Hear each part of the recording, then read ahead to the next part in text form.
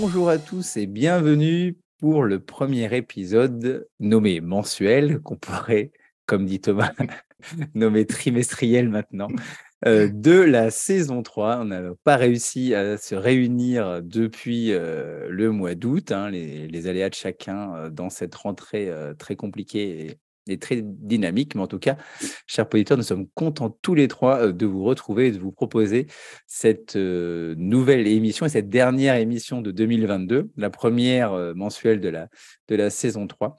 Et donc, je suis ce soir, j'ai l'honneur et le plaisir d'avoir mes deux acolytes, hein. On va faire honneur aux dames. Charlène, bienvenue. Merci. Comment ça va? Malade, mais ça va le faire. Je suis en rémission. Alors, Charlène est malade depuis 3 mois, c'est pour ça qu'on n'a pas pu se Non, réunir. pas 3 mois. Je suis quand même à 5e semaine. 5e semaine. Donc, comment s'est passée ta rentrée, Charlène? Eh ben, très très particulière. D'abord parce que j'ai pas une classe trop pénible et que ça me fait un peu bizarre. Limite, j'ai l'impression de plus savoir gérer.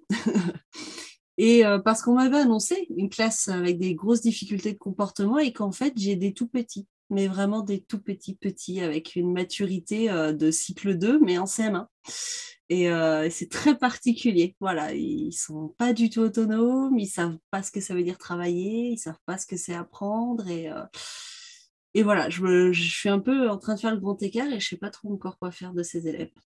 D'accord. Ah bah, écoute, ça donne envie. Et, Oh, ils sont mignons, ils sont mignons. et toi, Thomas, comment vas-tu?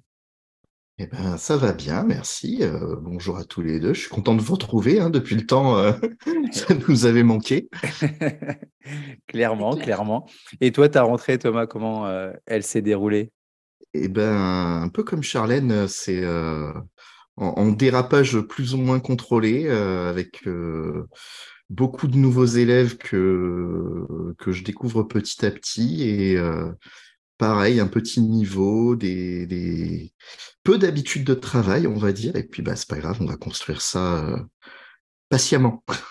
Voilà. Et donc, toi, tu es toujours en très haut niveau. Oui. Voilà.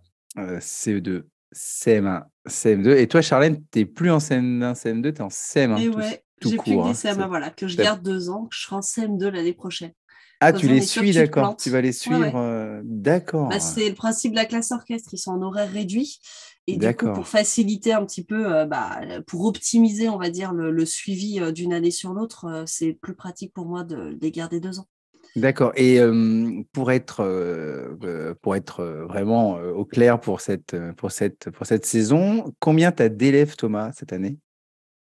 J'ai commencé l'année à 23, là je suis à 25 et en triple niveau ça fait quand même pas mal. C'est vrai, c'est vrai. Ouais, Et toi, carrément. Charlène? Je crois que j'ai le plus petit nombre que j'ai jamais eu. Je crois que j'en ai 23.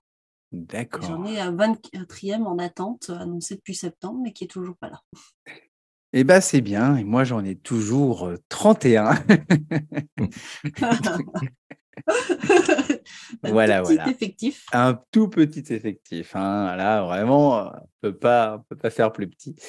Donc, voilà, pour être tout au clair avec les auditeurs, donc on est effectivement tous les trois en cycle 3 pour ceux qui nous découvrent en cette saison 3, mais n'hésitez pas à aller écouter les anciennes émissions, dont celle que nous avions enregistrée l'année dernière à cette même période, du coup, et qui était diffusée au mois de décembre 2021. C'était bien s'organiser et se préserver pendant les vacances de Noël. On sait que c'est un podcast qui avait été bien écouté et bien apprécié avec des bons retours et qui avait permis à certains un peu de relâcher la pression et de vraiment se dire: «Allez, c'est les vacances, c'est important de se poser». Bon, c'était pas le même contexte, il y avait encore le covid, mais il est vrai que ça faisait, du bien. Aujourd'hui, on se retrouve pour une nouvelle émission et on change de sujet. On ne parle pas des vacances, hein, même si elles arrivent bientôt. On parle de gestion de classe et de gestion d'élèves, difficiles. Donc, pour commencer, comme d'habitude, un petit sommaire et puis à la fin, on finira avec, nos petits, recommandations, personnalisées. Et donc, pour commencer ce podcast, le premier chapitre de notre émission, c'est déjà nos bases qu'on a mis en place, les bases générales qu'on a mis en place pour gérer notre classe. Et je donne la parole à Charlène pour commencer. Oui. Non. Alors, comment Attaque tu surprise. Attends, ça va. Je suis sympa, je te donne l'honneur à la parole à chaque fois. Non, mais plus sérieusement, C'est trop comment aimable. toi, quelle base en fait tu as mis en place dans ta classe pour la gérer Alors, quand on parle de la gestion du groupe, pour le coup, je n'ai pas vraiment de trucs miracles. Enfin, je ne vois pas d'astuces ou de choses comme ça.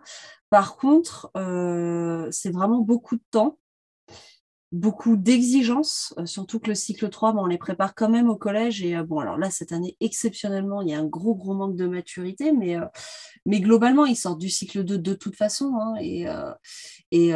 alors, en plus, quand on est en REP, parfois, c'est des élèves qui ont été en classe dédoublée déjà leurs 2 premières années. Donc, ils ont découvert la classe entière en CE2. Donc, voilà, assez exigeante, très persévérante, voire obstinée, et vraiment prendre le temps, chaque étape, être très précis. Je fais ranger. C'est un peu, ça fait presque militaire, ça fait un peu peur. Hein. Mais au début, c'est comme ça, puis après, ça s'assouplit.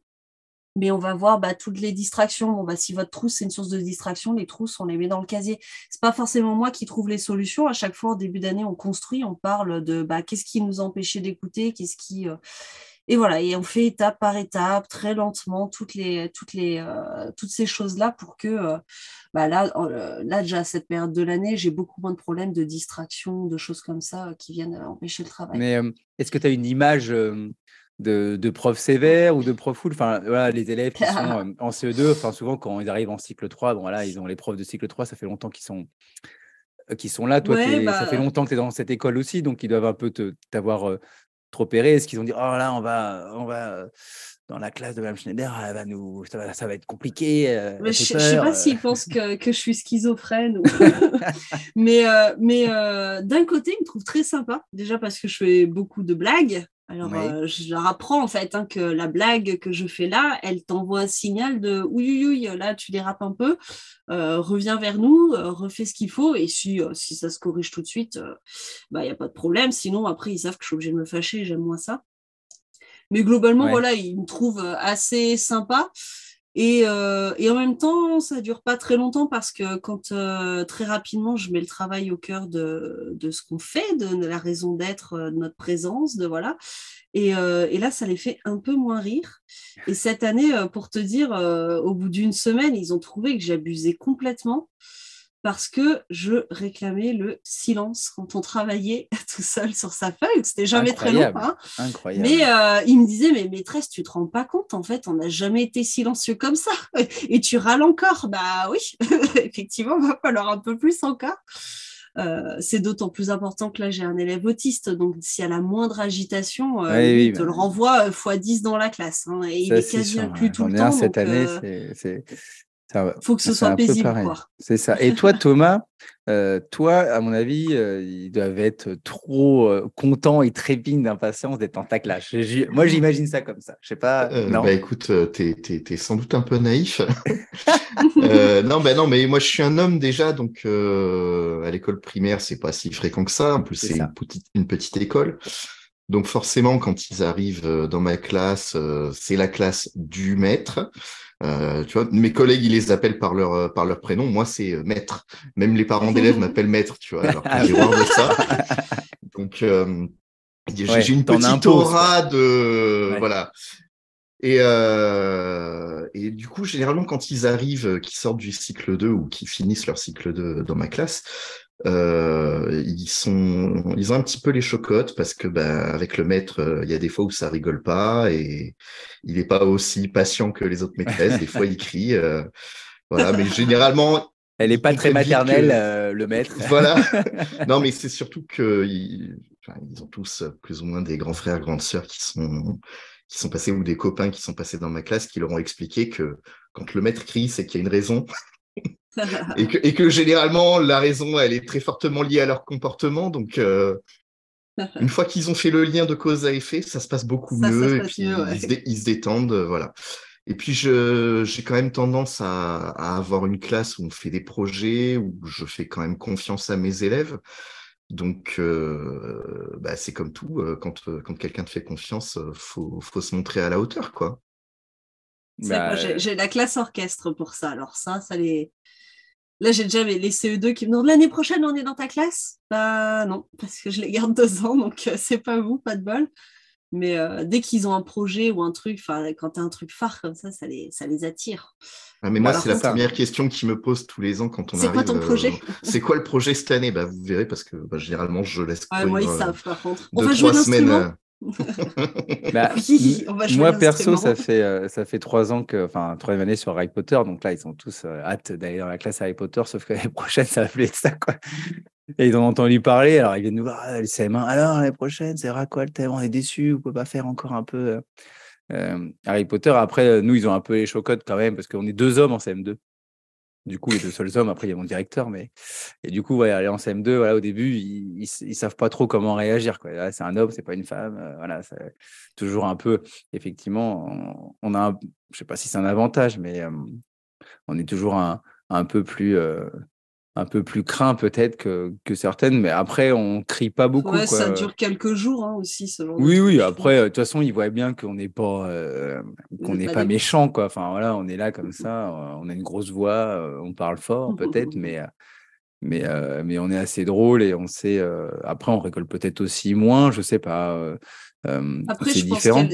y a le cycle 3 aussi, parce on a quand même cette tâche d'un peu désétayer, parce que mine de rien, on est cette transition entre le cycle 2 qui est quand même hyper maternant. Et moi-même, maîtresse de cycle 2, je suis pas du tout pareil hein, avec les petits. Et je considère que les CE2, c'est encore des petits.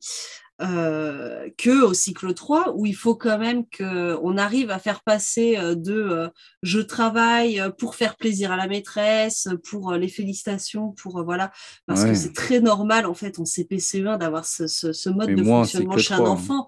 Mais en cycle 3, faut réussir à un peu se détacher de ça. Nous, on Bah devient oui, beaucoup moins clairement. central parce qu'au collège, ils en ont 10 des profs. Donc, tu travailles pas Clairement. pour faire plaisir aux profs. Hein. Et toi, Thomas, tu mets en place des lois de classe, c'est ça? Ben, je fonctionne un peu comme toi, hein, en pédagogie institutionnelle. C'est un peu la base de la base, hein. Ouais, L'institution, c'est basé sur la loi. ouais, c'est Et ça. donc, voilà, à l'école, il y a des lois, hein. On vient à l'école pour travailler, pour apprendre. Moi y compris, enfin, je viens pas pour apprendre, mais je viens pour travailler. C'est ça. Et du coup, comme tout le monde est là pour la même chose, bah, il faut que tout le monde respecte les règles de vie. Et Mhm. du coup, ça met une distance entre les sanctions qui peuvent être prises quand les élèves les respectent pas, et bah, c'est le maître qui est méchant, c'est non. Moi, je suis pas là pour être gentil ou méchant, je suis là pour faire respecter la loi pour tout le C'est monde, ça. Mhm. pour m'assurer que tout le monde a des bonnes conditions de travail. Donc, je fais pas ça par sadisme ou juste parce que j'aime pas les élèves ou parce que j'ai passé une mauvaise journée. C'est juste que bah, c'est comme ça. On a tous un travail à faire. Et comme disait Charlène, c'est vrai que les élèves arrivent souvent en classe quand ils sont en CE2 ou en début de CM1, où on travaille pour faire plaisir à papa et maman ou pour faire plaisir à la maîtresse. Alors que là, ben, ils ne travaillent pas pour me faire plaisir, ils travaillent parce que ben, c'est les règles de l'école. C'est comme ça. Leurs parents les posent le matin au portail et ils espèrent qu'ils les récupéreront le soir et qu'ils auront appris quelque chose dans la journée. Non, mais oui, c'est ça. Et puis, on a tous les trois le conseil d'élèves aussi Ouais. qu'on met en place et qui nous permet effectivement de gérer un peu la, la classe différemment en laissant un peu de pouvoir, entre guillemets, aux élèves pour résoudre les conflits ou les difficultés qu'ils pourraient avoir dans la mise en place d'une journée, hein, ce qui peut être du mobilier, ce qui peut être certaines règles qui ne sont pas adaptées à tous ou à tous.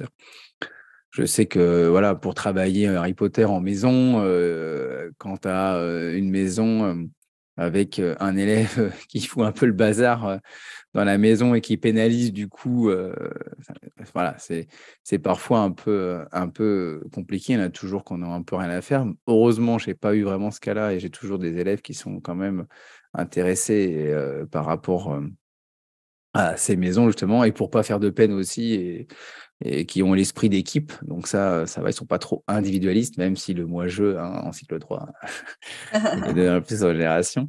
Mais est-ce que vous avez une astuce miracle, comme par exemple, je sais pas, moi j'avais une ancienne collègue, elle donnait des bonbons le soir Ah non, pour j'ai une collègue qui fait dire, ah, ça vous avez aussi passé quand une il bonne répond journée, un juste. bonbon, et hop, là, Oh. comme ça, et le gamin, il Eh ben, passe ils ont pris 10 kilos à la fin de l'année. une journée, c'est ça, en disant, ah, si je me comporte bien, j'aurai un bonbon à la fin de la classe.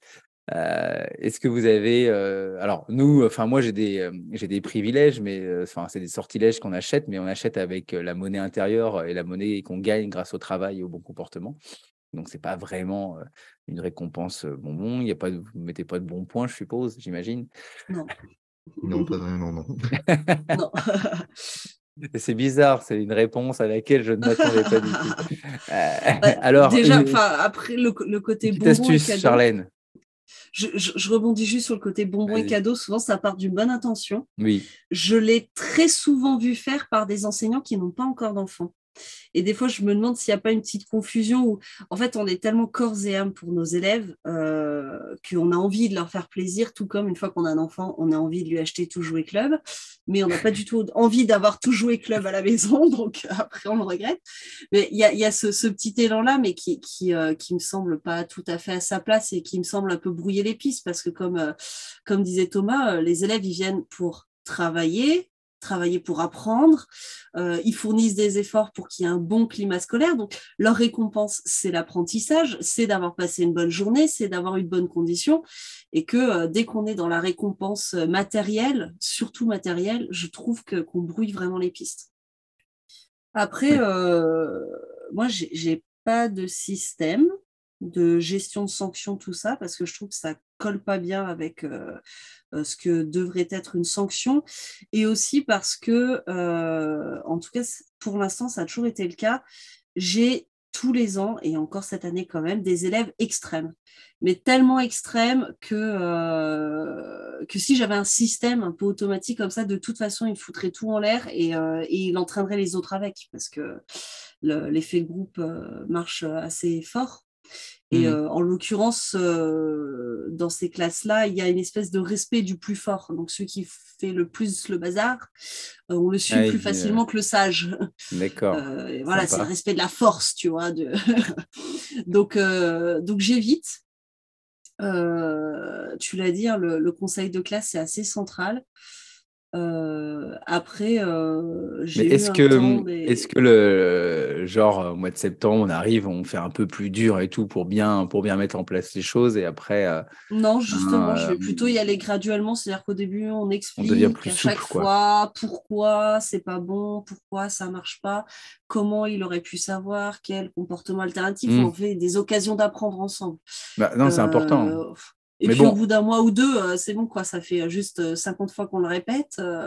on l'a tous entendu ce conseil, non? Vous l'avez jamais entendu en formation Si, ou autre? si, oui, bah, on en avait parlé, je crois, en parlant Ouais, de la je rentrée, sais plus dans non? quelle émission, ça me dit quelque chose, hein, Ouais, effectivement, ouais, de ouais. dire.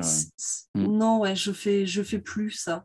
Par contre, je Ouais. durcis progressivement. Et souvent, ça les frustre un Non, et peu, puis du coup, la patience aussi au fil de l'année, surtout les CM2 à la fin de l'année, c'est compliqué, non, Thomas, non?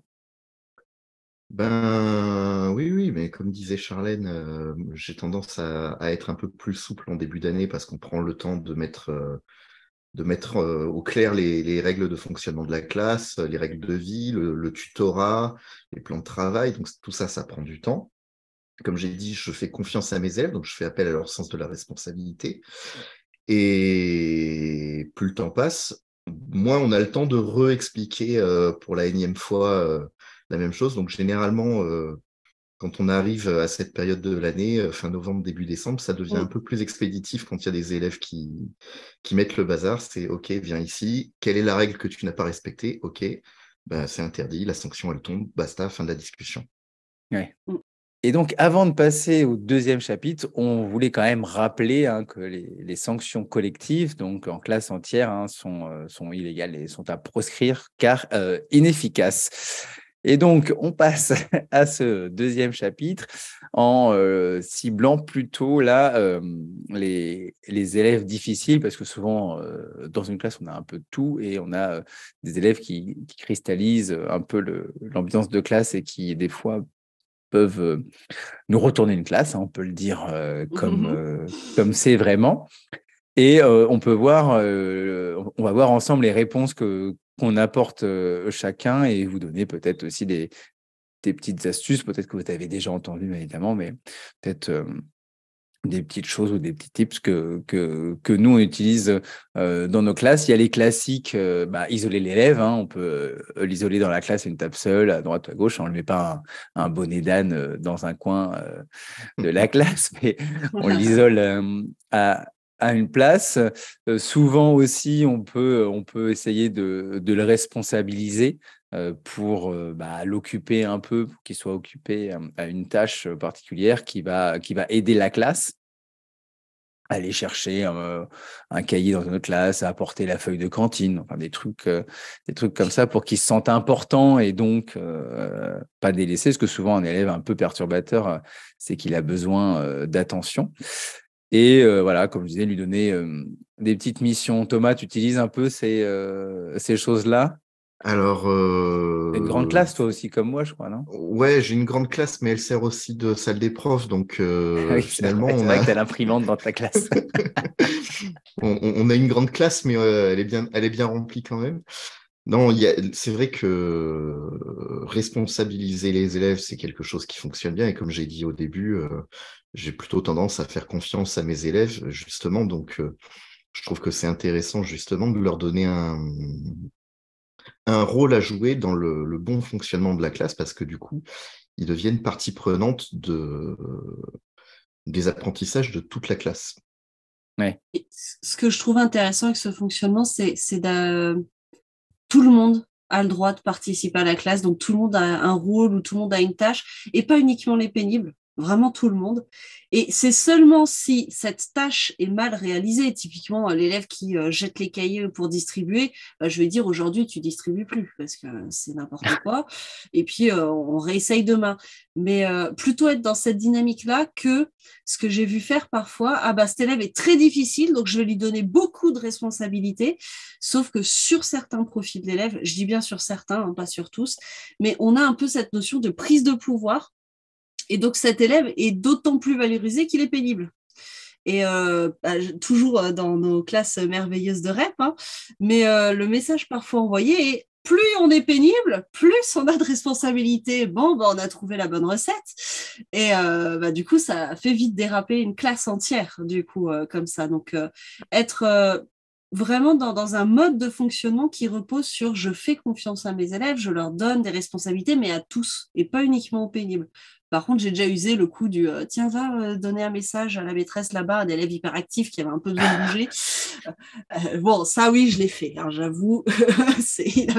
Mais du coup, son rôle, c'était messager. Puis il y en a d'autres qui avaient d'autres rôles, Donc, du mais coup, voilà, faire tu attention à n'utilises pas l'équilibre. Oui, donc tu fais attention à l'équilibre, mais tu n'utilises pas, du coup, plus particulièrement pour un élève un peu pénible, Non. ce fait Par le fait contre, de le responsabiliser un peu plus pour que justement il se canalise non, et ouais, qu'il pas soit plus que les autres. Voilà. pas plus que les autres. Et, Non, mais et en fait, je m'appuie sur cette idée,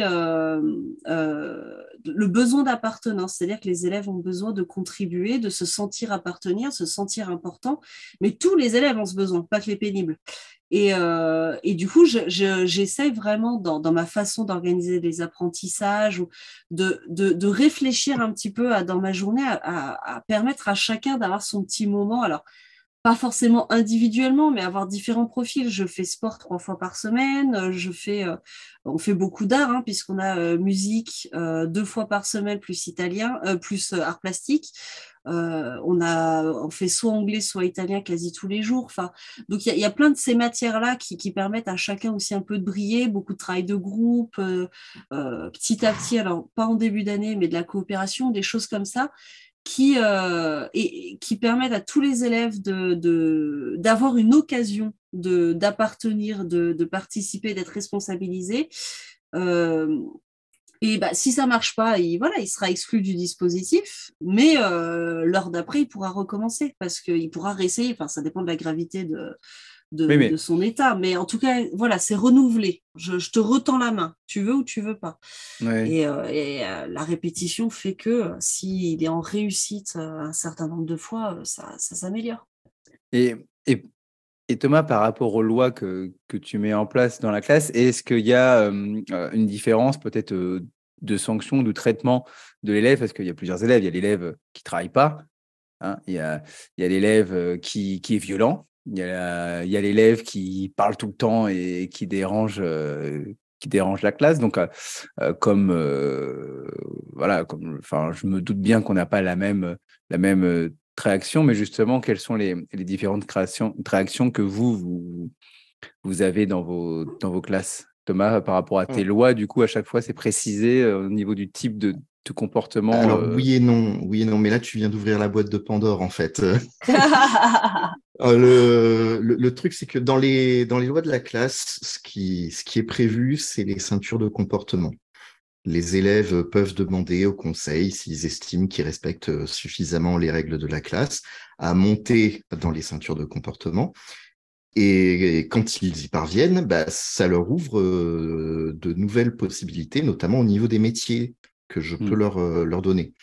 Donc forcément, les métiers enviés sont réservés aux élèves qui ont atteint les plus hauts niveaux des ceintures de comportement, ce qui est quand même une motivation intéressante pour beaucoup d'élèves, mais même à la ceinture blanche, bah, on peut quand même distribuer les papiers, écrire la date au tableau, ce genre de choses.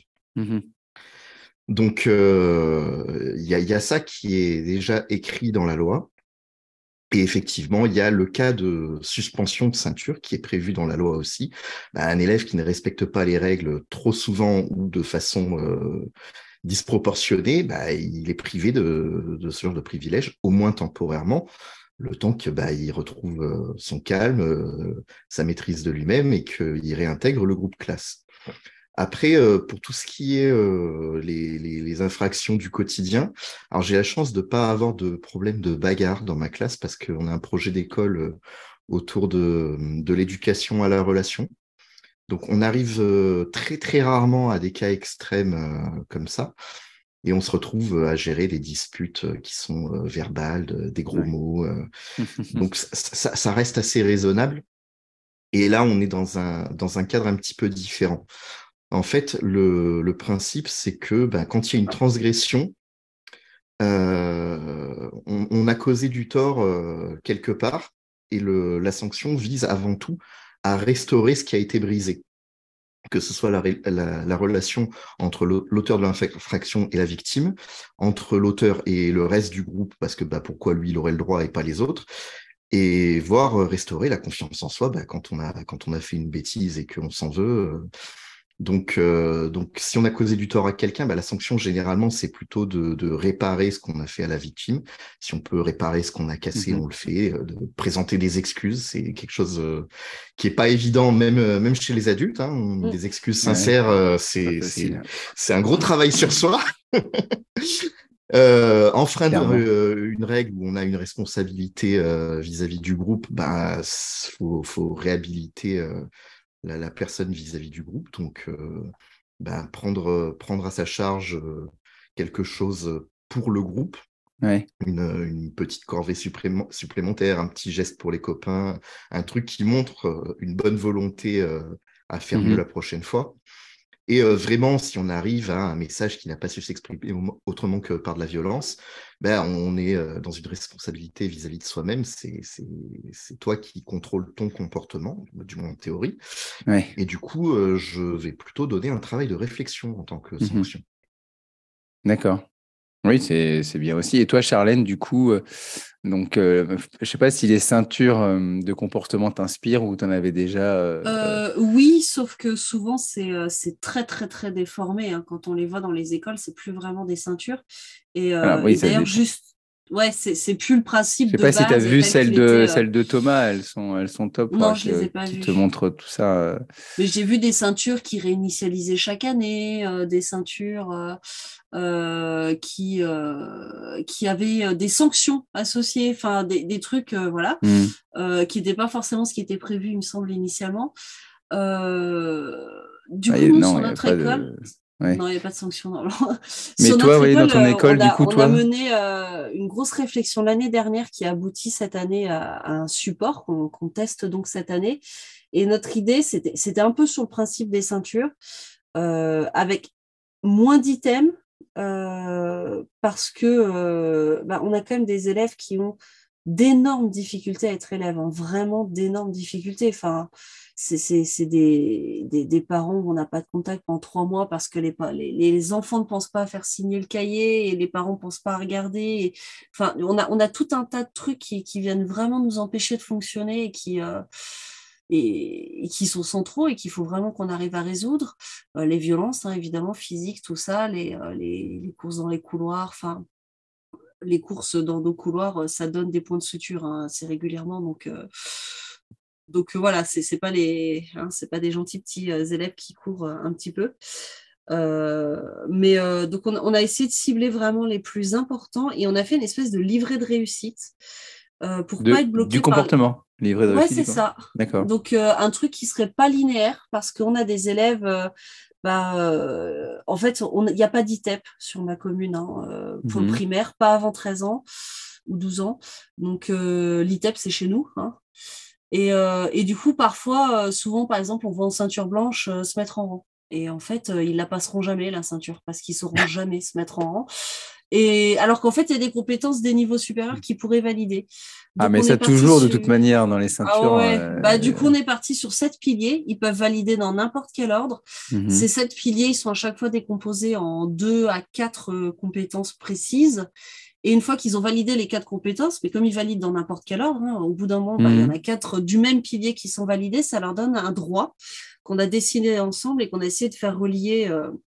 Par exemple, s'il prend soin du matériel, eh ben, il aura le droit de ramener des livres de l'école à la maison, ce qu'il n'a Et pas est-ce le qu'ils droit peuvent le d'habitude. perdre, ce privilège, justement? Non, normalement non, parce que Parce parce que que quand il est acquis, même c'est si après ils font une faute, il y a pas de perte c'est un peu. c'est pas des trucs, c'est pas des privilèges, comment dire, c'est pas vraiment des privilèges à vie. Enfin, tu vois, par exemple, je sais plus lequel c'est.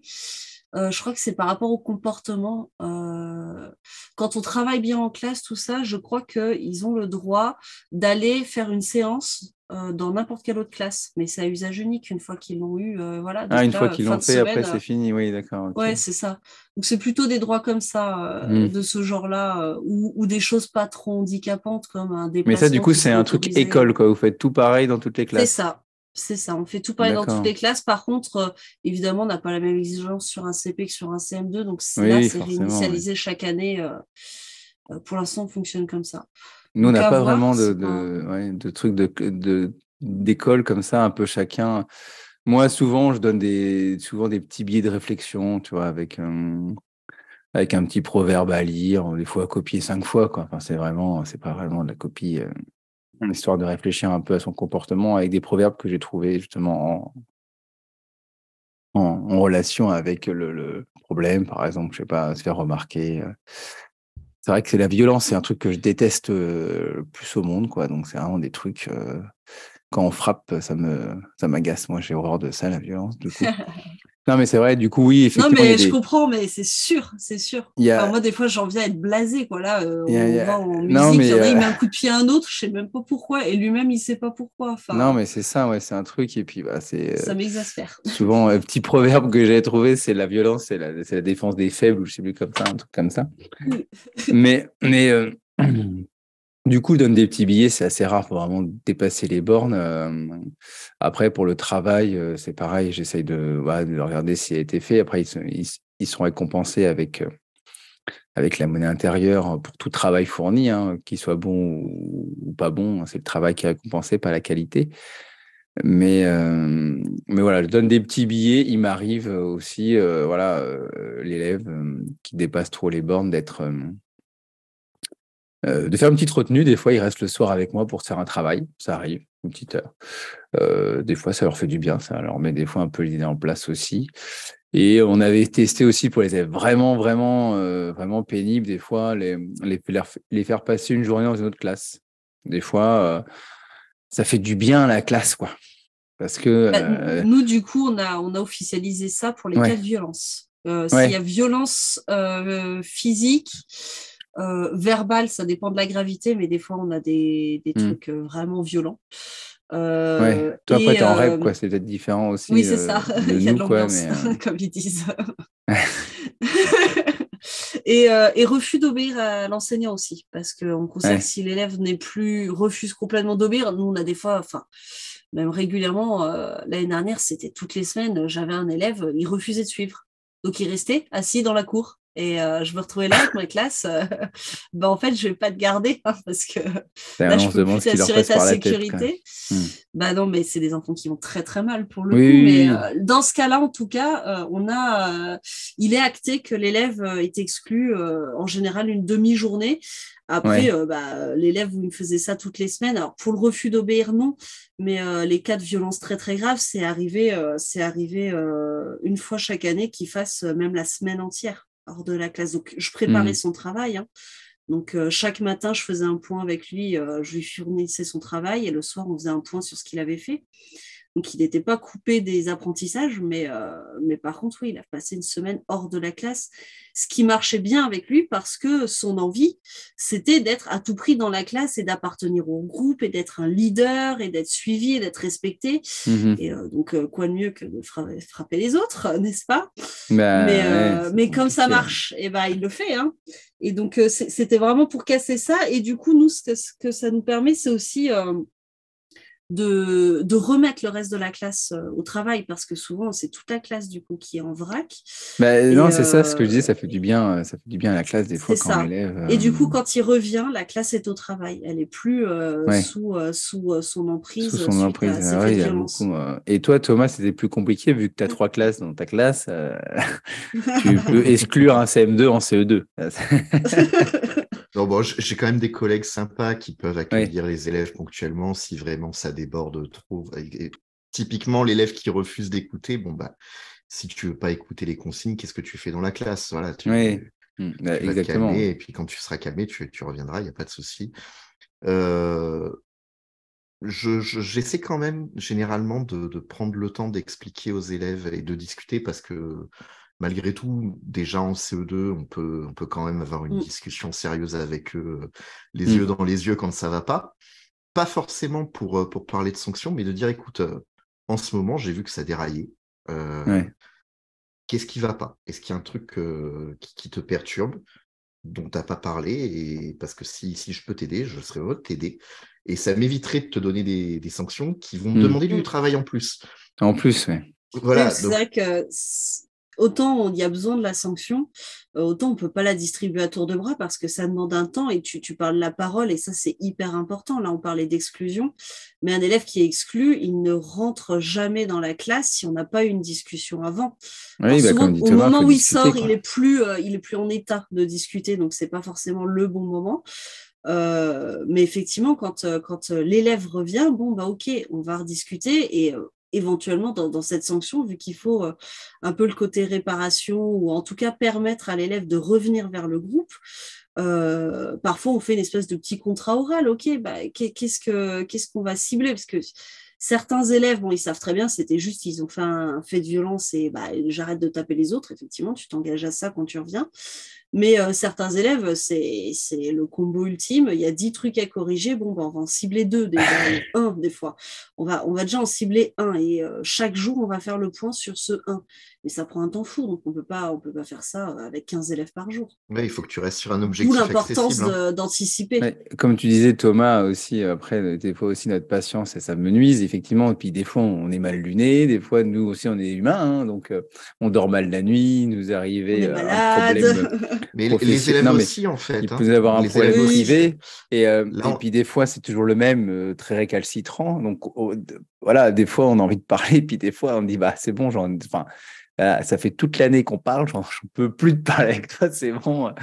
va faire un tour, s'il te plaît, laisse-moi tranquille, là, je peux plus, je vais exploser. Non, mais ça peut arriver aussi, Ouais, on est humain. mais des fois, parler, ça fonctionne aussi. Là, j'ai eu le cas Oui, d'un élève Oui. qui est déjà un peu compliqué en temps normal. Il est en CM2 cette année. Il est en panique à l'idée d'arriver en sixième. Et bon, on a eu une petite discussion tous les deux. On a un petit peu démystifié le passage en sixième. Mhm. J'en ai un peu parlé aussi avec ses parents parce que mine de rien, on a parlé des sanctions en classe, mais faut pas oublier que on est censé être co-éducateur avec les parents et du coup, C'est ça. Hein. c'est quand même intéressant quand on a l'occasion. C'est vrai que De le quand on n'a faire. pas de contact pendant 3 mois Mhm. avec les parents, c'est plus compliqué. Mais bon, quand tu les vois tous Mais les ça soirs au m'empêche pas portail, d'essayer. oui, voilà. Non, mais je Je comprends continue. parfaitement. Mais voilà, ce que je veux dire, c'est que tu peux pas forcément compter dessus, mais quand ça fonctionne, c'est quand même bien. Voilà, j'en ai parlé avec les parents, on a expliqué ce qui s'était passé, on a expliqué la discussion Mhm. qu'on avait eue. Il a pu en parler aussi avec ses parents parce que il y a aussi le frère jumeau qui a redoublé, qui du coup aura son entrée en sixième qui est décalée d'un an. Tu vois, Ouais. ça complique la situation. Et en fait, voilà, rien que le fait de pouvoir s'épancher et d'expliquer à tout le monde ce qu'il ressentait sans qu'on lui tombe dessus pour le sanctionner derrière. Ça lui a fait du bien et bon, c'est pas magique non plus, hein, c'est pas devenu un ange du jour au lendemain, mais en tout cas, je le sens un peu plus apaisé en classe et des fois, je lui dis bon, et on a discuté, mais là maintenant, tu es en classe et tu es en CM2, donc tu reprends ta Oui. place, tu te remets au travail et on n'en parle plus. J'ai eu le cas comme ça l'année dernière d'un élève qui était parti, mais n'importe comment, début CM2, alors que je l'avais eu en CM1 et qu'on avait eu d'énormes progrès. Et cet élève-là, en fait, était paniqué à l'idée de redoubler son CM2, donc à l'inverse. Je lui ai dit, mais en fait, tu redoubles pas, donc maintenant, au travail, quoi, on y va. Et pareil, ouais, effectivement, la discussion avait porté ses fruits. Et juste, Charlène, je voyais dans le doc de préparation, parce qu'on prépare quand même un peu les émissions, que tu parlais des 3 fins d'Éric Préra. Oui, en fait, ce qui est difficile, je trouve, quand on veut établir une sanction, c'est justement, on sait tout ce qu'on n'a pas le droit de faire, hein, et bon, on le fait des fois quand même, mais on voit bien que ça ne marche pas très bien. Et en fait, parfois, on est un peu bloqué, on ne sait pas comment trouver une sanction. Et pour ça, je trouve que c'est intéressant de s'intéresser aux 3 fins d'Éric Préra, donc qui a écrit un livre sur la sanction. Euh, et qui parle donc de la fin éthique, c'est-à-dire que cette sanction doit permettre à l'élève de progresser. C'est ce truc, la sanction doit être éducative. Donc, c'est la fiche de réflexion, mais ça va être aussi la discussion où moi, les élèves, comme tu dis, j'en ai marre, en fait, on parle depuis septembre et il n'y a toujours pas de progrès. Ok, en fait, tu vas réfléchir, ça va être ça ta mission, et tu reviens me voir avec une proposition d'un truc qui, selon toi, fonctionnerait. Parce que là, moi, je suis à court. Des fois, voilà, ça peut être ça aussi. Mais en tout cas, se dire, est-ce que dans ce que je fais là, dans le dispositif global de la sanction, parce que l'exclusion en elle-même, par exemple, va peut-être pas suffire à apprendre, mais la discussion qu'on va avoir au retour, elle peut apporter ce côté éducatif. Donc, il y a cette fin éthique, il y a la fin politique. Donc, c'est l'idée que si la règle peut être enfreinte, en fait, la règle ne tient pas. Et donc, on est obligé de sanctionner certains comportements parce que sinon, on envoie au groupe que cette règle-là, si on ne la respecte pas, ce n'est pas très grave. Et là, c'est tout le groupe qui éclate. Donc on est quand même obligé de garder ça en tête quand on sanctionne. Et enfin, la fin sociale, c'est ce qu'on disait aussi, c'est permettre de revenir vers le groupe, permettre de la réparation. Et quand on a ces 3-là en tête, je trouve qu'on arrive vite à se dire, bon, là, ma sanction, il manque cet aspect-là ou il manque celui-là, comment je fais pour que même truc soit éducatif, c'est-à-dire que l'exclusion de là, tu enfreins les règles du groupe, tu nous empêches de travailler, donc tu sors. Ensuite, on aura une discussion et on trouvera des solutions.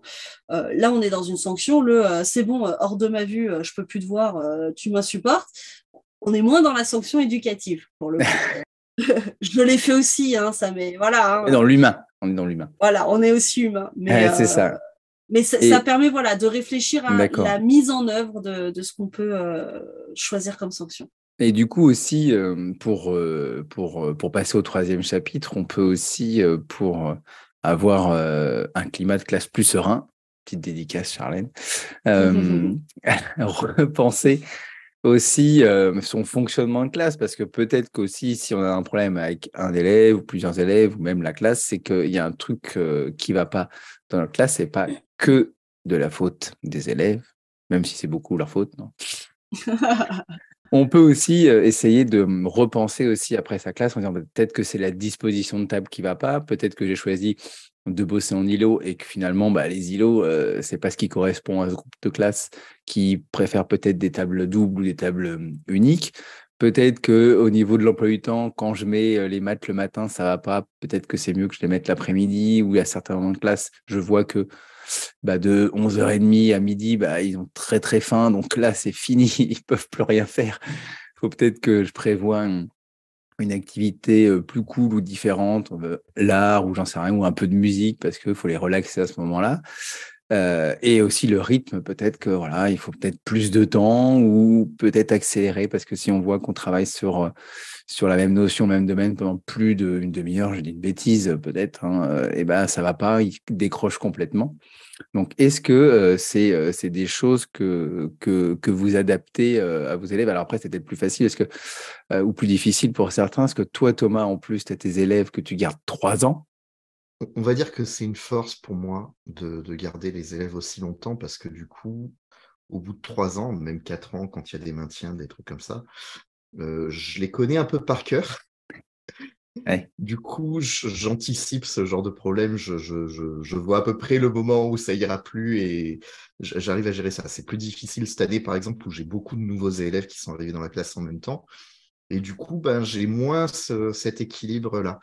Mais c'est vrai qu'on a la chance, nous, à l'école primaire, d'être assez libre dans notre emploi du temps. À part quand on a des activités qui sont prévues avec des intervenants ou dans des locaux Oui. spécifiques. Tant qu'on est dans notre classe, on fait un peu ce qu'on veut. Donc ça m'arrive ponctuellement de décaler la récréation d'une demi-heure parce que je vois qu'ils n'en peuvent plus. Oui. Ou de dire, tiens, on a fini plus tôt aujourd'hui, c'est pas grave, vous aurez 10 minutes de récré en plus, tant mieux, vous avez bien travaillé, félicitations, vous avez Ça gagné 10 marche minutes de bien, repos. ça. Ouais, non, mais voilà, je veux dire, pourquoi remplir forcément ces 10 minutes C'est ça, ouais. alors qu'ils ont été top et qu'ils ont fait ce qui était prévu et qu'ils l'ont bien fait, quoi. Donc je pense que c'est une des grandes forces de l'école primaire et que ce serait dommage de ne pas s'en saisir. Après, bon, il ne faut pas faire n'importe quoi non plus.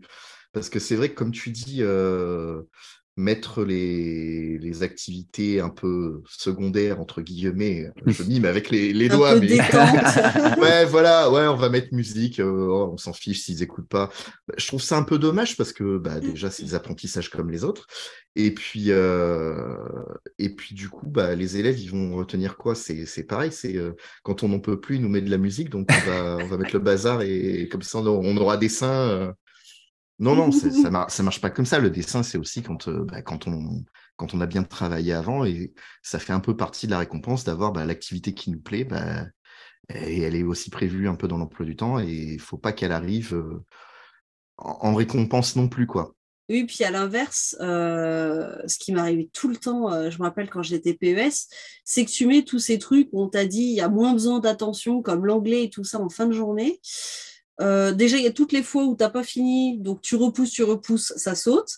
Et toutes les fois où, en fait, tu le fais et c'est le bazar. Parce que, contrairement à ce qu'on croit, pour faire de la musique, pour faire de l'anglais, comme tout est à l'oral, il faut une attention extrême.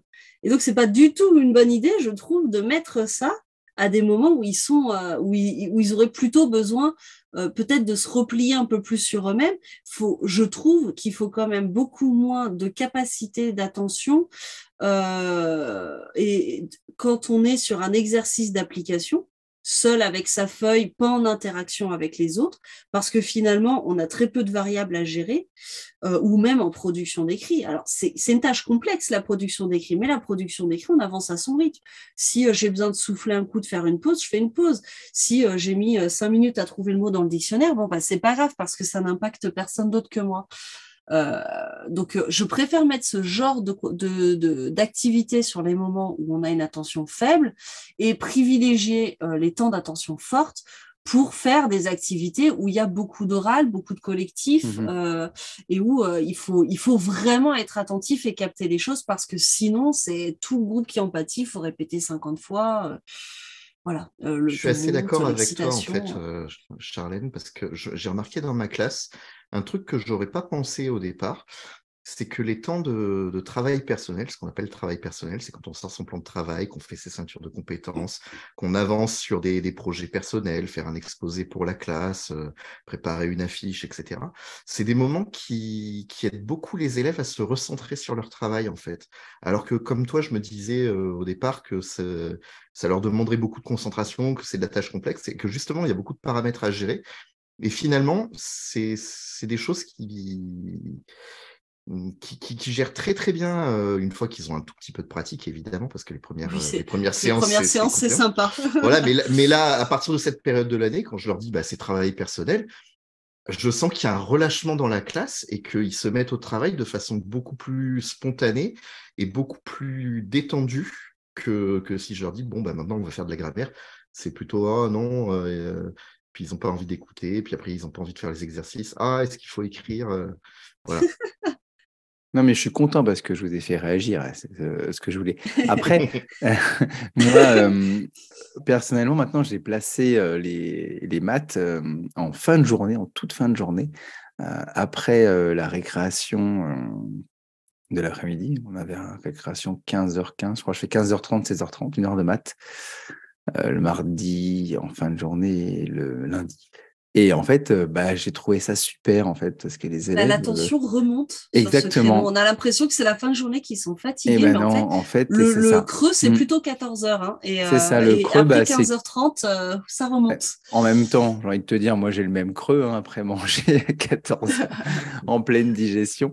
J'ai un C'est l'heure gros où tu creux prends le café, également. normalement. Voilà, à l'heure du café, un petit gros creux. Non, mais c'est vrai, et du coup, je suis assez content. Et après, souvent, je sais pas si j'avais entendu ça à l'UFM ou vu sur d'autres exemples d'emploi du temps, je faisais, alors, comme disaient les manières annexes, mais je faisais l'histoire, la géo en fin de journée ou l'après-midi en disant, voilà, le matin, on fait plutôt des maths et du français.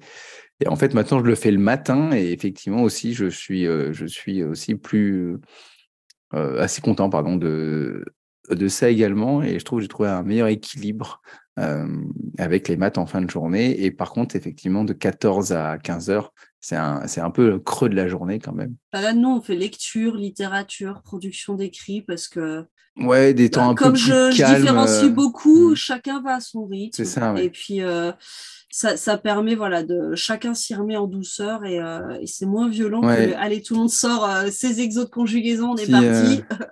petite copie de traces écrites. Et pour la disposition, c'est marrant parce qu'on a fait le conseil. Peut-être juste pour le temps, avant Vas-y. de parler de l'espace, Ouais, un truc auquel on pense pas trop, mais l'EPS en début de matinée, c'est top. Et ouais. alors moi, je le fais pas à 8h30 parce que je veux les accueillir en classe et qu'on fait un petit rituel de lecture, tout ça, mais je le fais vers 9h, 9h10, on descend. Et en fait, comme ils sont en début de journée, donc ils sont attentifs aux consignes et la séance se déroule bien, plus calmement, c'est moins énervant. Et j'ai même une collègue là en CM2 qui a des élèves vraiment, vraiment sportifs, dans le sens pénible à gérer, euh, mais qui du coup, elle fait sport tous les matins à 8h30 et pareil, elle trouve que ça pose vraiment sa classe derrière. Non, mais c'est vraiment, ouais, c'est une idée. J'ai jamais testé. Je sais pas si toi, Thomas, tu as essayé En le plus, sport en personne veut le début de créneau, matinée. donc c'est Alors, toujours libre. si, mais Euh, bon, nous, on n'a pas ce problème. Comme je l'ai dit, c'est une petite école, on n'a pas de matériel pour faire le sport, donc c'est toujours plus ou moins Allez improvisé faire à part 3 tours de les. cours et démerdez-vous. Ouais, non, mais j'avais fait le projet Mission X quand je travaillais sur l'espace. Ouais. Ah On oui, faisait l'entraînement sympa. des astronautes et on piochait 3 exercices dans l'entraînement des astronautes tous les matins. Et allez, c'est l'entraînement du jour. Ouais, Allez, c'est une bonne c'est idée tel élève également. qui Ouais. va mener l'entraînement et ça marchait bien, ouais. Donc, moi, j'ai remarqué un truc intéressant lors du dernier conseil. C'était, il y avait deux choses à voir en classe. C'était les deux antagonistes. C'était un élève qui avait noté sur un petit papier qu'il aimerait avoir plus de tables seules, hein, dans la classe. et à contrario, d'autres qui voulaient plus d'îlots. Donc, c'était un débat assez... Bienvenue en démocratie. Ouais, voilà. C'était un débat assez sympa et il en est ressorti finalement que, en fait, là, cette année, exceptionnellement, j'ai mis pas mal quand même de tables seules. Enfin, pas mal. J'ai 31 élèves, je dois avoir 8 tables seules. C'est pas mal, hein. C'est pas mal, ouais. Et encore 8, j'exagère, ouais. Bon, bref. Et du jour est-il qu'ils en voulaient plus. Et donc, le débat n'a pas été mouvementé. Chacun a pu exprimer ses idées. Il en est arrivé que finalement, au niveau du vote, ils ont voulu rester comme tel. Pas plus d'îlots, mais pas plus non plus de tables seules. Donc, en fait, c'était un coup pour rien. Mais c'était sympa de les Oui voir et non, parce que du coup, échanger là-dessus quand même. Ils s'approprient l'espace, en fait. Exactement. Et ils mettent du sens et ils comprennent pourquoi tu as fait certains choix. Et... Quand je dis un coup pour rien, c'est parce qu'on n'a pas modifié la classe. Ça n'a pas mené à des changements. Mais c'était très intéressant de les voir échanger là-dessus entre ceux qui étaient partisans en disant, bah voilà, moi j'aime bien les îlots parce que, surtout pour les personnes en difficulté, ça permet de se faire aider. Et de se sinon on peut faire. Moi, il me parle souvent de ça aussi. Voilà, sinon, alors moi je préfère une table seule parce que je peux me concentrer. Et ce qui est drôle, c'est qu'on a souvent en table seule, c'est des fois dès qu'ils veulent être tout seuls ou se concentrer ou ceux qui peuvent pas être en îlot, des fois aussi que j'oblige. Et à contrario, ceux qui sont en îlot parce qu'ils sont calmes, et ben ils aimeraient quand même être sur une table seule à l'inverse. Et ceux qui sont plutôt agités et qui ont du mal à se concentrer, ils aimeraient être en classe d'îlot pour continuer à s'agiter. Pour qu'il y ait de l'écho. Ouais, donc c'était assez drôle. Il y en avait même qu'on proposait, si on peut mettre 2 tables, parce qu'en fait, j'ai des tables simples, j'ai des tables rondes, j'ai un peu de tables qui sont différentes. Et il y en a qui proposaient, si on peut mettre 2 tables, comme ça on met le tuteur et le tutoré à côté. Mais bon, après, il y en a qui disent, ouais, mais le tuteur, il n'a pas envie d'être tout le temps à côté du tutoré. Enfin, voilà, c'était des débats intéressants. Et effectivement, comme tu dis, ils s'approprient l'espace, c'est important. On conseille les élèves, même si on impose quand même une disposition. Enfin, je veux dire, moi, si on travaille en atelier et en groupe aussi, on va forcément se mettre des tables en îlot, mettre sa classe un peu comme elle va nous ressembler. Donc, on peut leur laisser un peu le choix, effectivement, d'entendre ce qu'ils ont à dire. Effectivement, s'ils avaient tous dit on veut tous une table individuelle, j'avais mis 30 tables individuelles, j'aurais été un peu triste quand même. Hein. J'aurais peut-être pas fait des photos de ma classe et je n'aurais pas mis sur Instagram. Quoi. Ouais. Mais parfois, ça vaut le coup de tester parce que, parce que des fois, ils râlent parce que les parents, par exemple, souvent j'ai eu ce cas en début de carrière aussi, les parents qui râlent parce qu'en îlot, ils vont plus copier et ils vont plus parler. Ouais. Bon, au niveau du son et de la copie, j'ai pas vu de différence. Mais comme les parents râlaient, certains enfants étaient persuadés que ça réglerait tous les problèmes de comportement. J'ai dit, OK, on y va, on change tout. Bon, ça n'a rien réglé. Donc, ils étaient très contents de revenir en îlot après. Mais j'ai eu le même cas que toi et ça m'a fait abandonner justement un peu ces classes Instagram. Je disais ça exprès. Même si j'ai pas été complètement, mais dans tous les discours qu'on a eus sur les classes flexibles, on a beau dire qu'on part du besoin de l'élève, on part en fait en vrai au départ de l'envie de l'enseignant et on le justifie avec les besoins de l'élève. Mais en fait, d'une classe à l'autre, il n'y aura pas les mêmes besoins. Et j'ai tenté la classe complètement flexible. Ouais. Je leur ai dit, allez, je vous l'impose, mais juste j'ai envie de tester et on voit. Et puis si ça ne marche pas, on en reparle en conseil et voilà. Mais je vous demande au moins 2 semaines pour faire ce test-là. J'ai envie de le faire. C'était une classe avec qui ça se passait bien. Et ils m'ont supplié de remettre des tables avec des noms. Je finissais avec des élèves qui couraient, qui se jetaient, mais qui glissaient sur le ventre sur les tables pour arriver pile à la place qu'ils voulaient avant tout le monde. Des choses surnaturelles et ça les mettait dans un stress et une angoisse. Ça peut les mettre en stress, ils savent pas, ils vont s'asseoir, effectivement. C'est ça. Il faut vite être là. Et donc, il y a des classes avec qui ça marche, il y a des classes avec qui ça marche pas. Il y a des classes où on a besoin de 4 tables individuelles, d'autres 8 et d'autres 0. Il y a des classes où on peut avoir 4 îlots et d'autres où ça marche pas. Et je trouve que quand on prépare sa classe l'été, ce qui est important, c'est de se dire, voilà ce que je propose, parce que j'essaie de proposer un peu de tout pour avoir cette flexibilité, cette réactivité dès le début de l'année.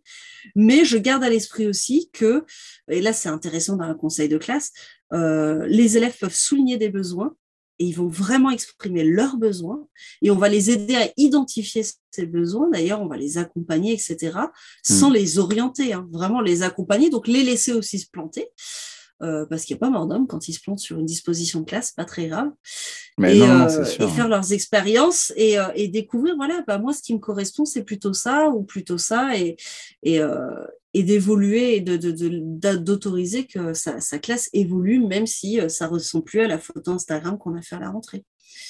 Et toi, Thomas, aussi, tu changes beaucoup, tu es plutôt en îlot aussi, hein, sur les photos Alors, que j'ai moi, vues. j'essaye. Généralement, d'habitude, j'ai plus de place que d'élèves. Donc, ça me permet d'être assez souple sur l'organisation de la classe.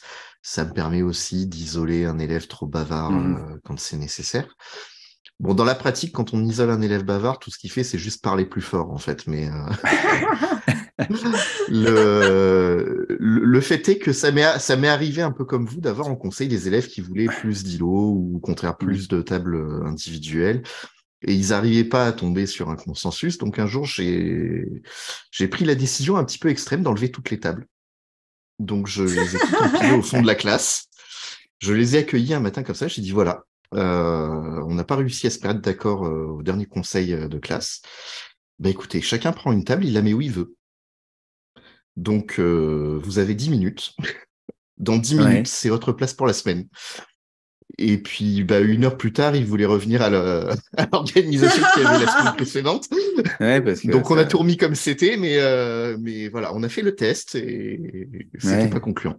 C'est intéressant aussi, effectivement. Puis ce qui est bien, c'est qu'une fois qu'on a fait quoi. ce test en début d'année, alors moi je les garde 2 ans, Thomas 3 ans, donc on peut se faire. Enfin, je trouve que quand on garde les élèves longtemps, on s'autorise plus de perdre aussi, du temps entre guillemets là-dessus parce qu'on sait très bien que ça va être un pari gagnant sur les autres années.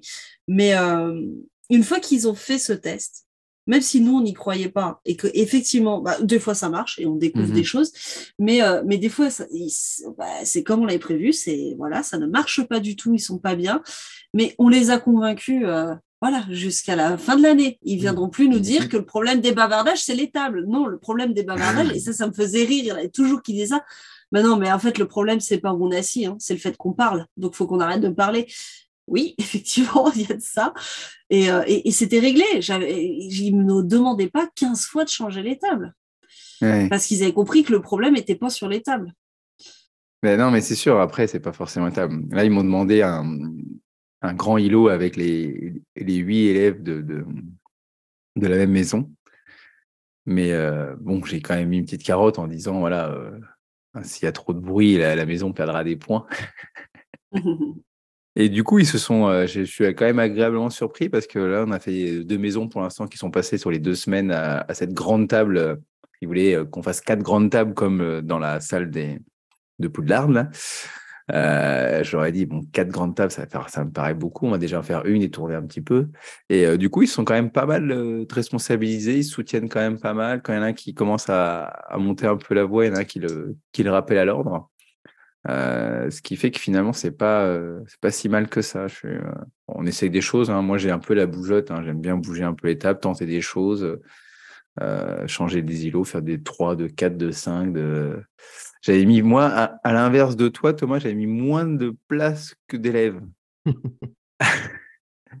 Après, chaise musicale. non, c'est mais comme en amphi à la ils font fac. comment le matin quand ils arrivent du coup Non, alors mais parce qu'ils ont d'autres assises. Flexible et ça se passait bien. Là, alors en fait, il se passait que par exemple, toi, j'avais un îlot avec 4 tables. Et ben en fait, il se mettait à 5. En même temps, il y avait vraiment 4 tables, mais toi, on pouvait rajouter un tabouret sur le côté, quoi. Tu vois.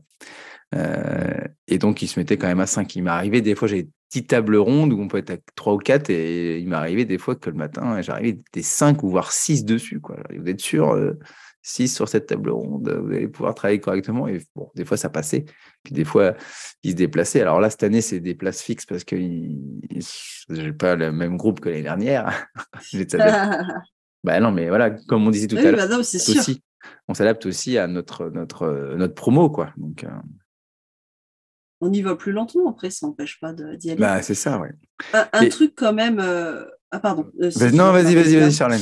Non, je voulais parler du reste parce qu'il y a pas que les tables dans la classe. Oui. Et parfois. Il y a les ballons de yoga, il y a les Z-tools, il y a les petits sièges en picot. Ouais, bon, ok, il y a toutes les assises, mais c'était pas de ça que je voulais parler. C'était plus des meubles, des rangements et de ces choses-là. Déjà, en avoir le moins possible parce que ça encombre l'espace. Et en fait, il y a plein d'études qui le montrent. Un espace surchargé, un espace où on n'a pas beaucoup de passages, où on est toujours en train de zigzaguer, compter les bleus sur vos cuisses. Hein, s'il y en a trop, c'est trop serré. Ça crée un sentiment d'oppression et donc ça crée de l'agressivité. Alors qu'au contraire, quelque chose d'un peu épuré va quand même être plus apaisant.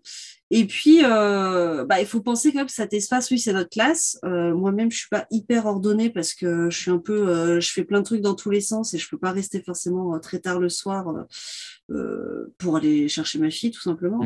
Donc, ma classe, c'est pas super bien rangé, mais quand même un minimum d'ordre sur les parties collectives. Ouais, c'est important aussi. Et de savoir où sont les choses et de réfléchir où on les met.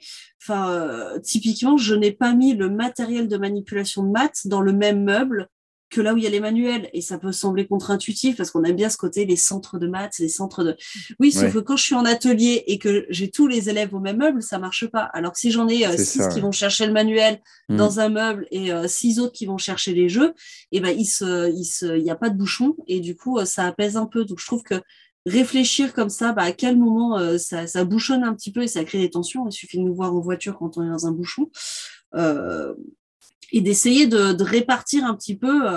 Il y a 2 ans, les élèves m'avaient demandé à ce que les dictionnaires soient répartis dans les 4 coins de la classe, dans des meubles avec des sortes de secteurs. Encore des dictionnaires dans ta classe? Oui, on a des dictionnaires et ils adorent les utiliser en fait. Ils les utilisent vraiment. Mais voilà, ils les utilisaient beaucoup, donc ils avaient besoin que ce soit pas tout au même endroit parce que ils voyaient bien que il n'y avait pas la place de mettre plus de 2 élèves devant ce meuble, donc ça prenait une éternité de récupérer son dico.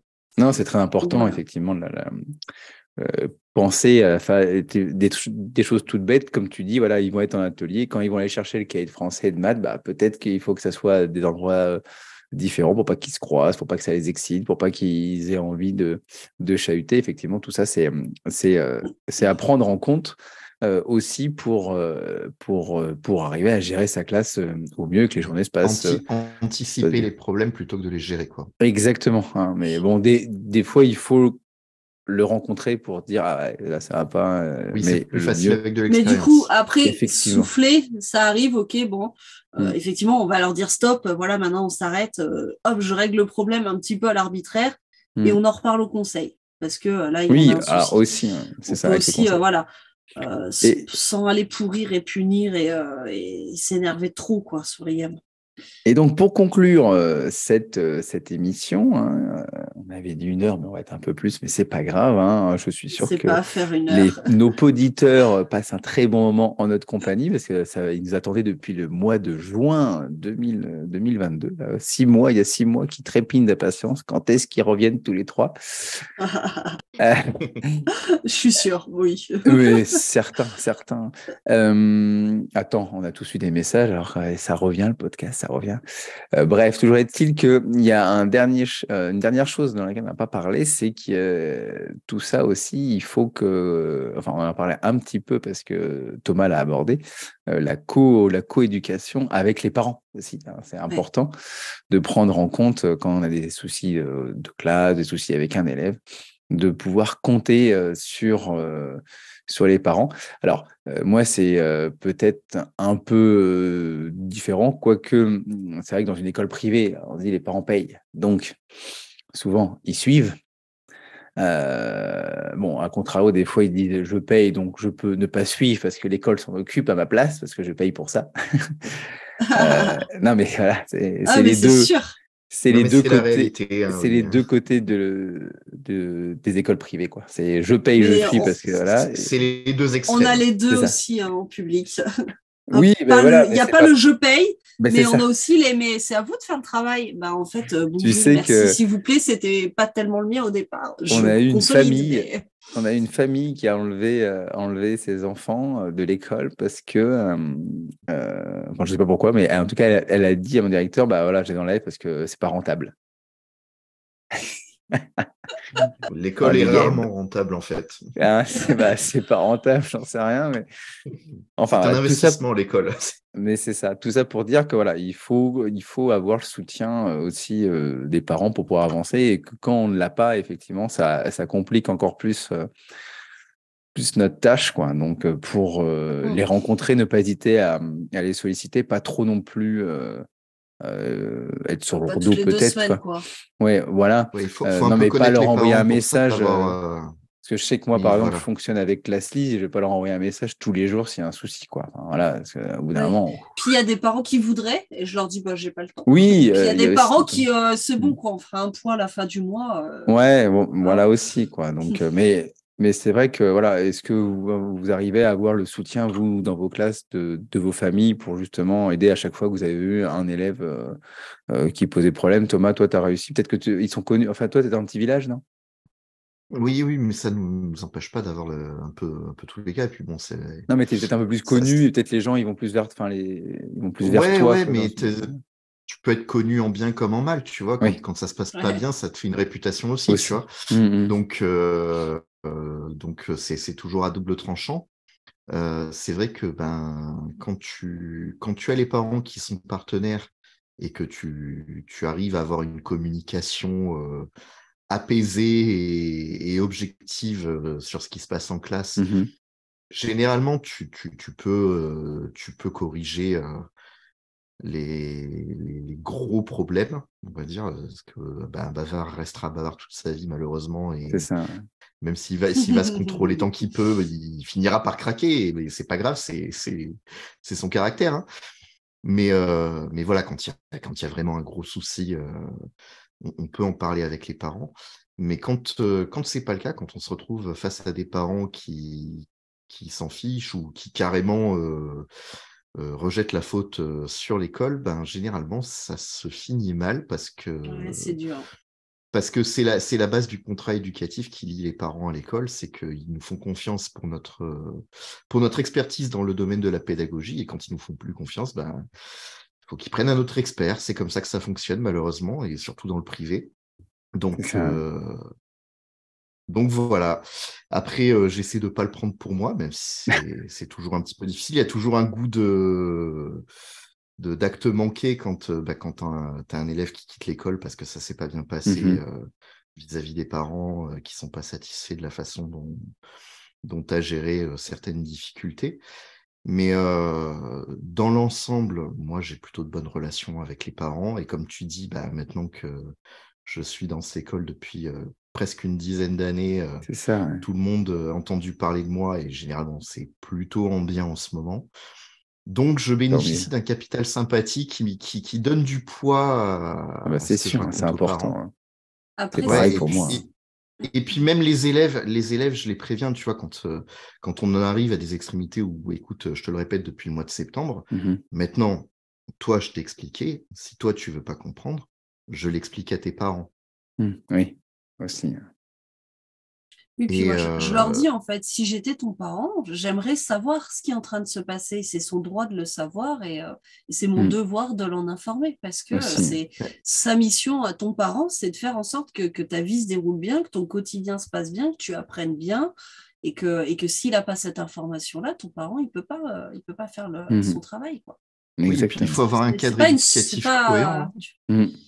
c'est pas Si tu punitif. mets C'est vraiment, les élèves là, j'ai besoin d'un outil de plus, quoi. si tu mets Enfin, les élèves en conflit de loyauté vis-à-vis de leurs parents aussi, c'est compliqué, hein. C'est ça. oui, oui. Et puis, alors, peut-être une erreur que j'ai parfois faite moi-même et que j'ai encore vu faire assez souvent, c'est parfois on se dit, bah, je vais prévenir le parent. Et puis le parent, en gros, il va me solutionner mon problème. Là, il va le punir, mais des fois, en fait, le parent, il vous avoue qu'à la maison, c'est 10 fois pire. Donc, en fait, il Ça sait plus quoi peut. faire. Parfois, c'est des parents qui ont d'autres choses à gérer. Hein. Qui dit rep, c'est pas forcément pauvre, même si Mhm. bizarrement, c'est souvent corrélé. Mais c'est vraiment de la difficulté sociale. Moi, je crois que j'ai un quart de mes élèves où il n'y a que la maman. Le papa n'existe pas. Enfin, n'existe pas, est Ouais. mort et ailleurs. Voilà, je ne donnerai pas tous les détails. Mais donc, c'est des mères qui gèrent toutes seules, qui travaillent, qui essayent de régler des problèmes de santé, donc c'est des parents des fois qui sont au bout du bout, hein, qui s'effondrent en pleurs. Et quand on vient avec cet espoir en se disant, voilà, il fait ça et ça et ça et ça, le parent, il se prend tout ça dans les dents, alors que lui-même a ses problèmes qu'on ne connaît pas forcément.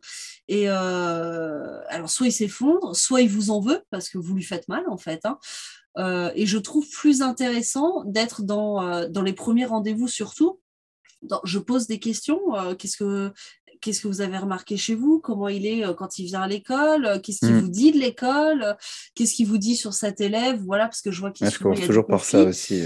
Et puis à côté de ça, dire bon bah voilà, moi j'ai observé ceci, cela, cela, de positif, de négatif. On essaye toujours un petit peu. C'est pas histoire de caresser dans le sens du poil, c'est que normalement la plupart des élèves, il y a quand même quelque chose.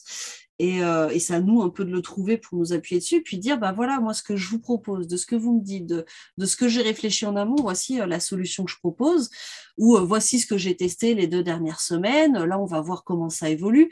Bon, l'idée, c'est pas de demander l'accord du parent, hein, si on est dans le cadre légal.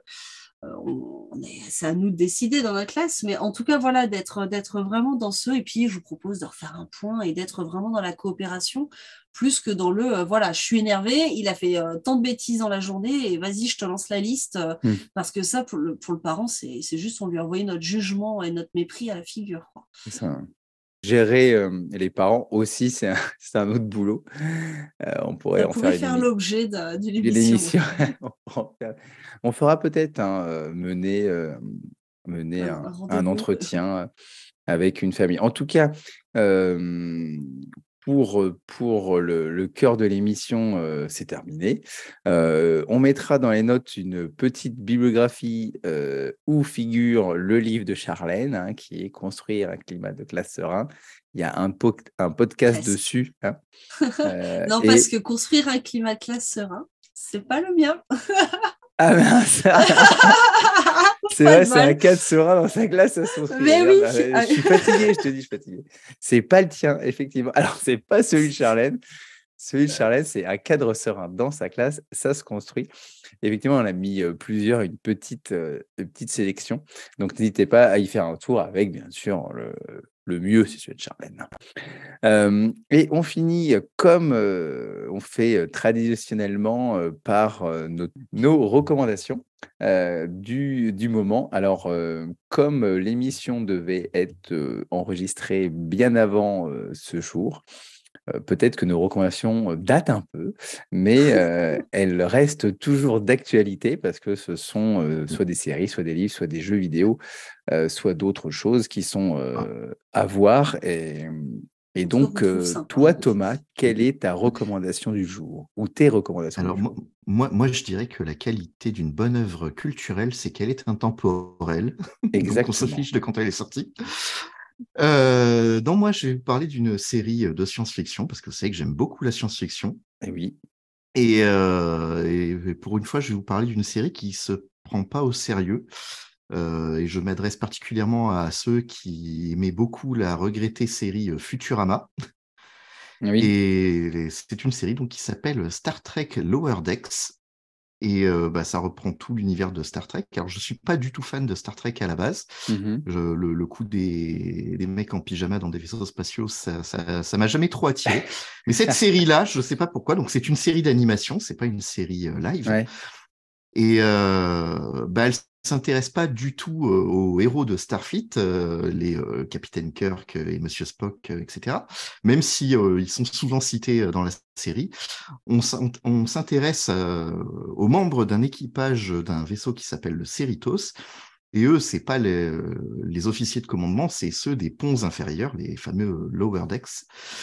Et du coup, ils se tapent tout le sale boulot de Starfleet, c'est-à-dire nettoyer les coursives, faire les missions FedEx, d'aller poster un colis diplomatique à l'autre bout de la galaxie, avec généralement des risques de se faire tuer par d'atroces créatures qui peuplent les différentes planètes.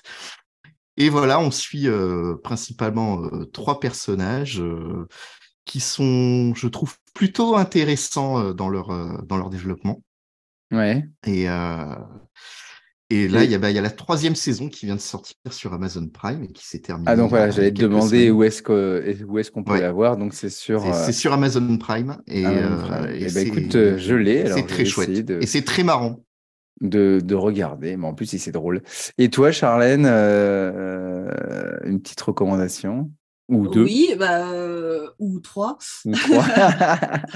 Ah oui, c'est En vrai, vrai, j'en trois. aurais mis 4 parce qu'au départ, tu veux tout Game Garde-en of pour la Dragons prochaine aussi. émission, Charlène, hein. Ne nous dis Euh, pas tout aujourd'hui. En 3 mois, j'aurai le temps. Oui. Euh, Oui, maintenant on passe à la trimestrielle. donc, bon, je rebondirai sur House of Dragon.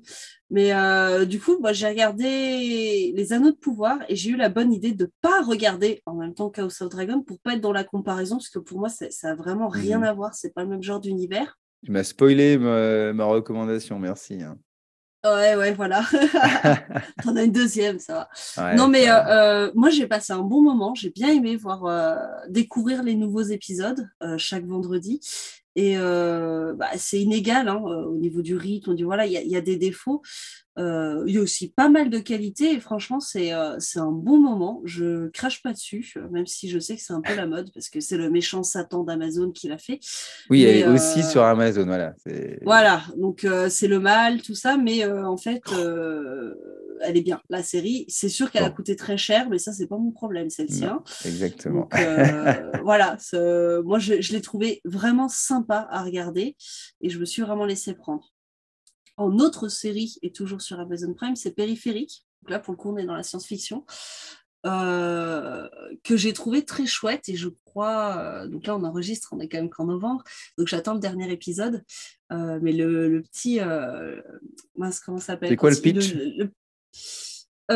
c'est une jeune fille qui a divers problèmes, voilà, enfin, c'est quand même une jeune adulte, hein, c'est pas trop adolescent. Il y a une petite goutte encore d'adolescence, mais voilà, c'est quand même plutôt jeune adulte, donc pas trop d'amour niais et tout ça. Et qui est contactée pour tester une nouvelle simulation avec un casque de VR ultra augmenté et tout ça. Et en fait, il s'avère que c'est pas tout à fait une simulation et qu'elle a mis les pieds dans des magouilles de gens pas très sympas qui sont Mhm. prêts à tout détruire. Voilà. D'accord, ok. Et ta dernière reco? C'est un livre et je sais pas trop si je le recommande ou pas en vrai parce qu'il sera peut-être jamais fini et Ah que ouais, alors ça, j'ai c'est fini genre les un peu 2 comme premiers tomes en Game étant of Thrones. ultra frustrée. C'est exactement ça. Souvent, la comparaison est faite. Ouais. Chronique du tueur de roi. Les 2 premiers tomes s'appellent Le nom du vent 1 et Le nom du vent 2, je crois. Enfin, en fait, normalement, c'est un Oui. seul tome, mais qui en français a été coupé en 2. Et La peur du sage est pareil dans les versions françaises qui a été découpé en 2.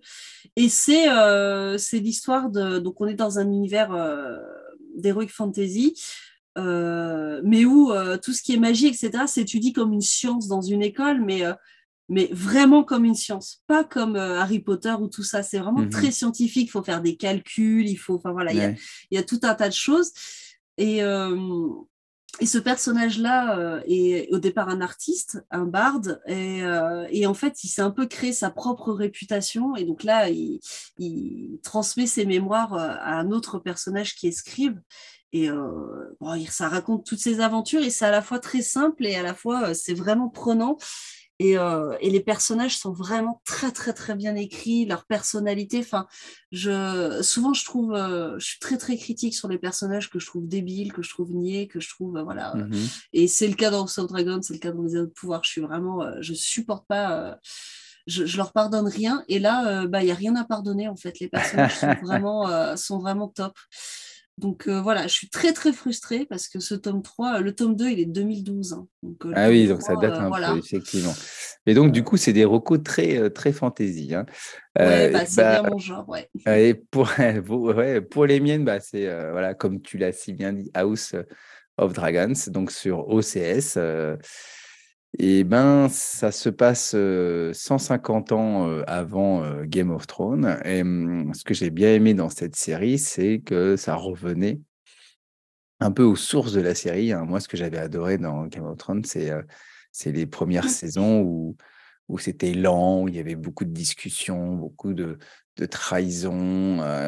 Ça prenait le temps, quoi. Au contraire, de la dernière saison qui avait été écrite sans bâclé. livre et qui allait à toute vitesse, quoi. C'était insuivable, c'était une horreur d'ailleurs. Et voilà, Ouais. j'ai retrouvé, je sais pas si vous l'avez vu, apparemment Et Charlène. moi, j'ai eu le sentiment inverse, c'est que cette saison 1, elle m'a énormément frustrée parce que j'attendais un retour aux sources avec Sansa, elle a, je sais pas, elle a 14 ans dans l'épisode 1 et elle a Ouais. 14 ans dans l'épisode 10, tu vois ce que je veux dire? Et elle a Alors déjà évolué. après, c'est parce Et qu'ils ont fait là, on un se bond au tape milieu. Non, ouais. 80 ans quoi, Non, carrément non, d'histoire. non, t'exagères. Ils ont fait Ah un, bah au début, ça commence avec la succession, ils ont la fait, première succession. ils ont fait un bond au milieu, effectivement, pour avancer un peu dans l'histoire. Mais Alors même, il après, y a beaucoup de sauts. Et en fait, du coup, les c'est vrai, personnages, avec le j'ai beaucoup de changement mal à d'acteur, c'est un peu m'attacher. compliqué à un Ça moment m'a donné. foutu un bordel. Ouais. Mais Mais du coup, j'ai à la trouvé fin de la saison, tu arrives au synopsis de la saison. C'est-à-dire que tu regardes le synopsis, ça dit, deux héros, les deux se battent pour le trône. Bah, Ça, c'est le dernier épisode. on sait, parce qu'on sait que de toute façon, ça va être l'histoire où on se retrouve à Oui, Game of Thrones où il n'y a mais plus de voilà, dragons, quoi. j'ai hâte de voir la suite. C'est un peu l'histoire de Mais pour savoir pourquoi l'instant, il n'y a j'ai plus de dragons. l'impression Je d'avoir vu pense le qu'ils ne pouvaient prologue. pas faire 10 saisons, pardon. Et du coup, ils sont allés. Ils s'y risqueront plus, Mais je enfin, en tout pense. cas, moi, j'ai quand même Mais j'ai trouvé adoré, hein. que c'était beaucoup plus calme.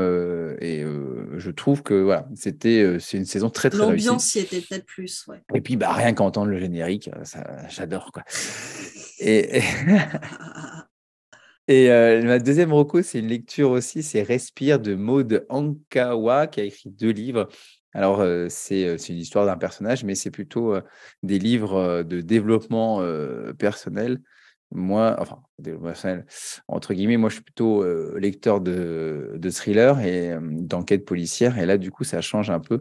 C'est un peu un livre qui fait un peu te réfléchir sur la valeur de la vie, sur les moments qu'on passe, sur les moments des fois qu'on perd ou le temps qu'on perd avec des choses futiles et qui recentrent un peu, on va dire, qui nous recentrent un peu à l'essentiel et donc qui fait pas mal réfléchir et qui fait évoluer et penser un peu à ce qu'on pourrait faire aussi, qui m'a fait quand même pas mal réfléchir et me faire détacher de pas mal de choses comme d'ailleurs mon métier, hein.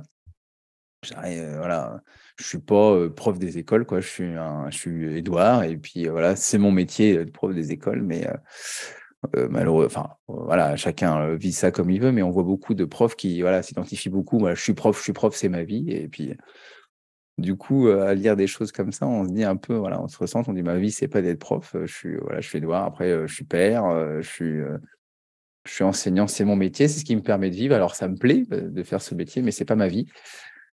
Et là, voilà, alors c'est un parallèle avec le nôtre, mais voilà, c'est un livre très, très sympa qui se lit très, très bien. Et elle en a écrit un autre que j'ai lu aussi, mais j'ai moins aimé.